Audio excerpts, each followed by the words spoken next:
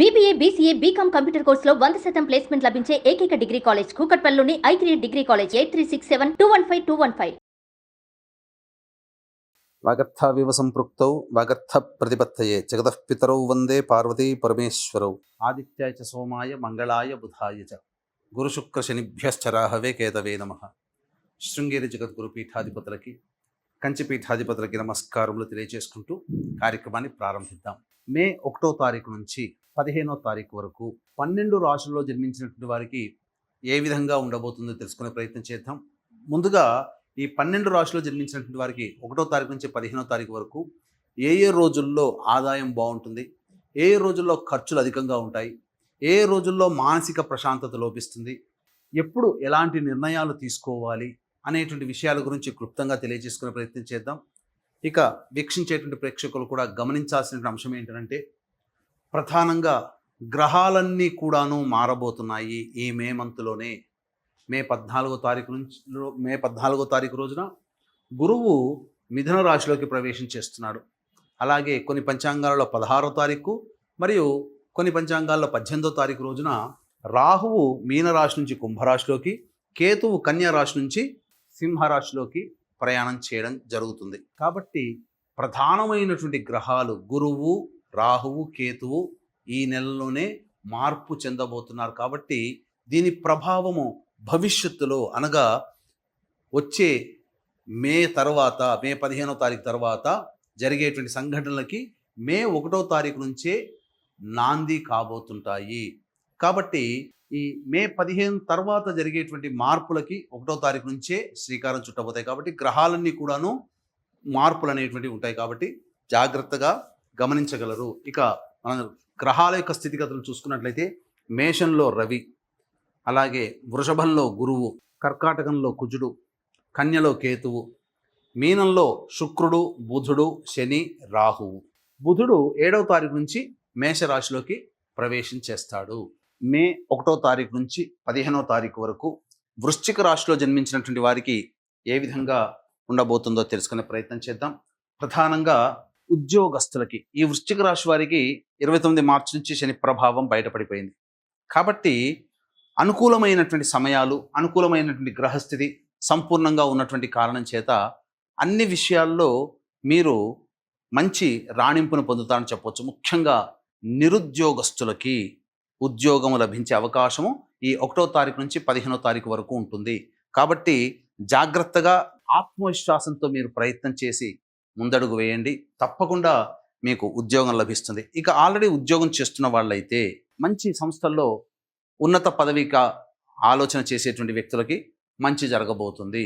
అంటే ఏంటి, కొత్త సంస్థలలో మంచి ఉద్యోగం లభించడం కానీ, లేదా ఆల్రెడీ చేస్తున్నటువంటి సంస్థల్లో పదోన్నతి, ప్రమోషన్స్ రావడం కానీ జరిగే అవకాశాలు ఎక్కువగా ఉంటాయి. తర్వాత చెప్పొచ్చేది ఏమిటంటే, అన్ని విధాలుగా అనుకూలముగా ఉండేటువంటి పరిస్థితి ఈ 15 రోజుల్లో ఉండబోతుంది.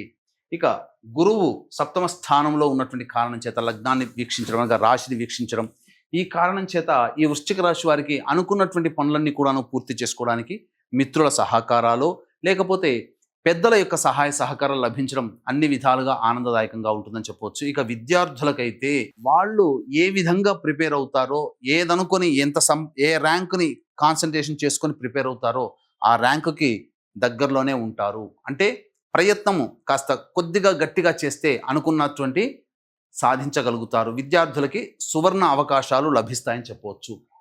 ఇక ప్రధానంగా కుజగ్రహ సంచార ప్రభావం వలన ముఖ్యంగా ఈ సంబంధించినటువంటి రాని బాకీలు వసూలయ్యే అవకాశాలు ఉంటాయి. మీకు రావాల్సినటువంటి డబ్బులు మీకు వచ్చే అవకాశాలు ఉంటాయి. అంతేకాకుండా ఆస్తి వివాదాలు ఏవైతే ఉన్నాయో వాటికి సంబంధించినటువంటి పరిష్కార దిశగా మీరు ముందడుగు వేస్తారు. ఏదైనా కాంప్రమైజ్ ధోరణి కావచ్చు, లేకపోతే ఆస్తి తగాదాల్లో ఏదైనా కానీ విజయం మీరు సొంతం చేసుకుంటారు అని చెప్పవచ్చు. ఇక శుక్రుడు, శని, బుధ, రాహుల యొక్క కలయిక 5వ స్థానంలో చతుర్గ్రహ కూటమి ఉండడం ప్రధానంగా సంతానం కోసం ఎదురు చూసేటువంటి వ్యక్తులకి సత్సంతానం కలిగేటువంటి అవకాశాలు గోచరమవుతున్నాయి.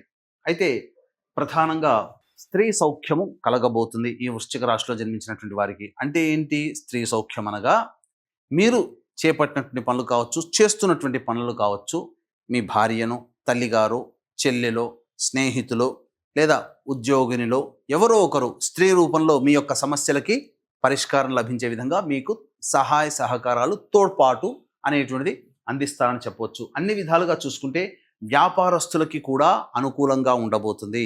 ముఖ్యంగా ప్రభుత్వ రంగంతో లావాదేవీలు జరిపేటువంటి వ్యక్తులు లేదా ప్రభుత్వ రంగ సంస్థల మీద ఆధారపడి జీవన విధానం సాగించేటువంటి వ్యక్తులకి సంపూర్ణమైనటువంటి సువర్ణ అవకాశాలు మీకు బాగా లభిస్తాయి.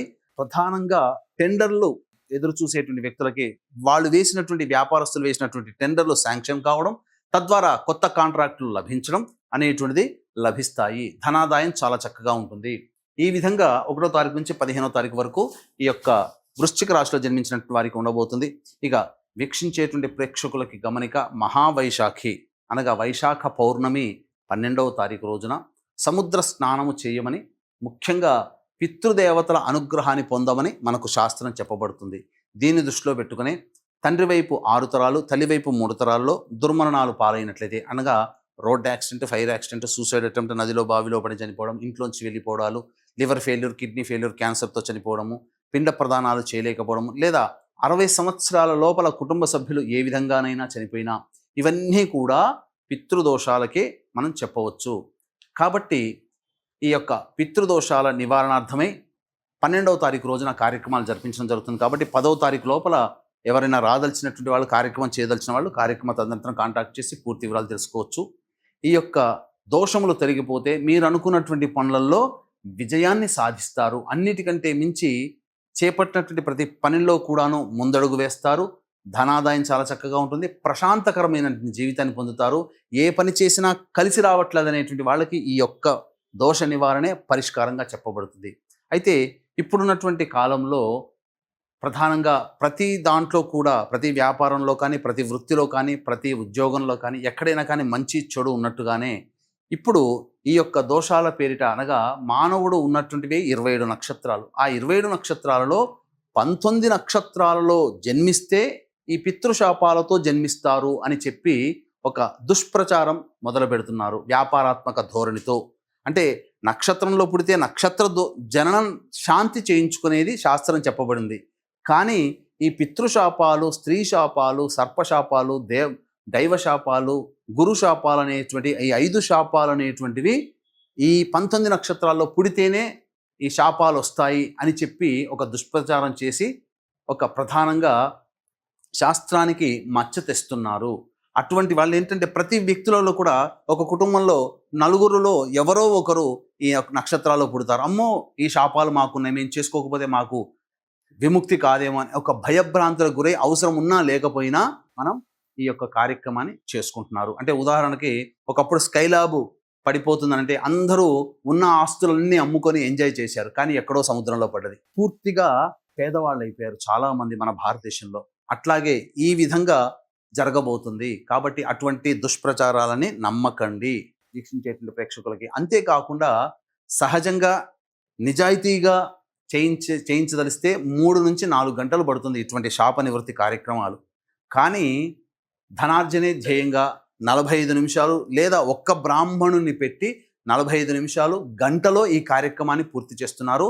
ఇది చాలా మోసంతో కూడుకున్నటువంటి పని. అటువంటి మోసానికి మీరు గురి కావద్దు అని నిజాయితీగా చెప్పడం జరుగుతుంది. కాబట్టి అవకాశం ఉంటే 2013 సంవత్సరం నుంచి నిజాయితీగా చేయిస్తున్నటువంటి ఈ కార్యక్రమంలో మీరు పాల్గొని దైవానుగ్రహాన్ని, అంతకుమించి పితృదేవతా అనుగ్రహాన్ని తరించవచ్చు. సముద్ర స్నానం వైశాఖ పౌర్ణమి పితృదేవతా అనుగ్రహాన్ని పొందేటువంటి రోజుగా చెప్పబడి ఉంది. అటువంటిది మనం కర్ణాటకలో చేయిస్తున్నాం. అవకాశం ఉన్నవాళ్ళు 10వ తారీఖు లోపల ఈ కార్యక్రమంలో నమోదు చేసుకోవచ్చు. ఇక గమనించుకున్నట్లయితే ఈ యొక్క వృశ్చిక రాశిలో జన్మించినటువంటి మహిళలకి కోల్పోయినటువంటి గౌరవం తిరిగి పొందుతారు. అన్ని విధాలుగా అనుకూలంగా ఉంటుంది. ఇక చెప్పొచ్చేది ఏమిటంటే ప్రధానంగా ఈ యొక్క రాశిలో జన్మించినటువంటి మహిళలకి బాధ్యతలు పెరుగుతాయి. బాధ్యతలతో పాటుగా గౌరవ మర్యాదలు, అంతే విధంగా ఆదాయం కూడా పెరుగుతుంది. అన్ని విధాలుగా సుఖ సంతోషాదులు ఉంటారు. వివాహం కావాల్సినటువంటి అమ్మాయిలకి వివాహం జరుగుతుంది. అలాగే సంతానం కోసం ఎదురు చూసేటువంటి మహిళలకి సంతాన యోగ్యత కలిగేటువంటి అవకాశము లభిస్తుంది. అన్ని విధాలుగా అనుకూలంగా వృశ్చిక రాశిలో జన్మించినటువంటి మహిళలు పొందుతారని చెప్పవచ్చు. ఇక 1వ తారీఖు నుంచి 15వ తారీఖు వరకు ఏ విధంగా ఉండబోతుంది గమనించుకున్నట్లయితే 1, 2, 3 తేదీలలో ఖర్చులు అధికంగా ఉంటాయి. అనవసరమైనటువంటి ఖర్చులు పెట్టాల్సినటువంటి పరిస్థితి వస్తుంది. కాబట్టి జాగ్రత్తలు పాటించండి. మనస్సు ప్రశాంతతగా ఉండదు. ఇక 4-5 తేదీల్లో సంతాన మూలకంగా విభేదాలు, ఖర్చులు పెరుగుతాయి, సమస్యలు కూడా పెరుగుతాయి. అలాగే ఈ సంబంధించినటువంటి ఆస్తి తగాదాలు కొంత ఇబ్బందికరంగా మారుతాయని చెప్పవచ్చు.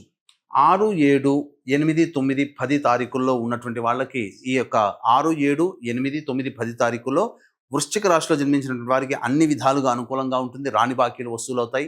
ధనాదాయం చాలా చక్కగా ఉంటుంది. అనుకున్నటువంటి పనులన్నీ కూడాను సజావుగా పూర్తి చేసుకుంటారు. మీ కీర్తి ప్రతిష్టలు పెరుగుతాయని చెప్పవచ్చు. ఇక 11, 12 తేదీలో కనుక చూసుకున్నట్లయితే వృధా ఖర్చులు, అనవసరమైనటువంటి ప్రయాణాలు చేయాల్సినటువంటి రావడం, నిద్ర పట్టకపోవడం, సరిగ్గా సమయానికి భోజనం చేయలేకపోవడం అనేటువంటి విషయాలు ఈ 11, 12 తారీఖులో గోచరమవుతాయి. జాగ్రత్త పఠించండి. డబ్బులు నష్టపోయే అవకాశాలు ఉంటాయి. ఇక 13, 14, 15 తేదీలో కనుక చూసుకున్నట్లయితే ప్రధానంగా ఈ సంబంధించినటువంటి పాత మిత్రుల కలయిక, విందుల వినోదాల్లో ఆనందంగా ఉండడము, ప్రతిదీ కూడాను సంతోషంగా జీవించడం అనేటువంటిది జరుగుతుంది. అంతేకాకుండా పెండింగ్లో ఉన్నటువంటి పనులు పూర్తి చేసుకుంటారు, బాధ్యతల్ని పూర్తి చేసుకుంటారని చెప్పవచ్చు. ఏ తర్వాత చెప్పొచ్చు ఏమిటంటే 1, 2, 3 మరియు 11, 12 తేదీల్లో ఖర్చులు అధికంగా ఉంటాయి కాబట్టి జాగ్రత్తలు పాటించండి. ఇది మీ వృశ్చిక రాశిలో జన్మించినటువంటి వారికి చెప్పవచ్చు. ఇక వృశ్చిక రాశిలో జన్మించినటువంటి వారికి సమస్యలు ఉన్నప్పుడు ఈ సమస్యల పరిష్కారం కోసం ప్రతిరోజు కూడాను కాలభైరవాష్టక పారాయణం రోజుకి 3 సార్లు చేసుకుంటే చాలా మటుకు ఆనందదాయకంగా ఉంటుంది. అన్ని విధాలుగా అనుకూలంగా ఉండేటువంటి సమయం ఈ యొక్క వృశ్చిక రాశి వారికి 15వ తారీఖు వరకు అని చెప్పవచ్చు. సర్వం శ్రీ ఉమామహేశ్వర పరబ్రహ్మార్పణమస్తు.